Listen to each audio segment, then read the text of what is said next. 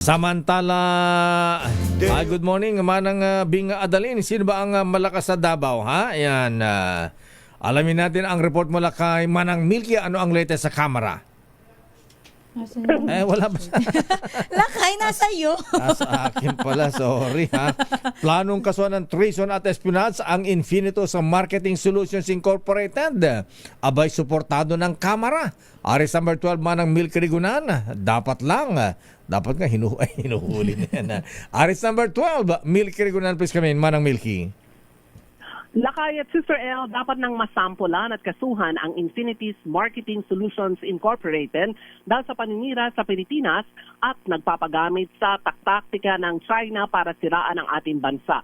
Suportado ni Representative Rufus Rodriguez ng Cagayan de Oro ang plano ni Senator Francis Tolentino, Chairman ng Senate Special Committee on Maritime Zones, na pagsasampa ng kasong treason at espionage.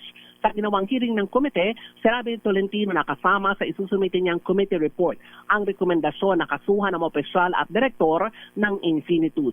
Ayon kay Rodriguez na isang abogado, malinaw na nilabag ng Infinitus Marketing Solutions ang mga probisyon ng Revised Penal Code at ang National Security Act. Matatandaan una ng kinalampag ni Rodriguez ang Department of Justice at ang National Bureau of Investigation na imbisigahan at kasuhan ng Infinitus.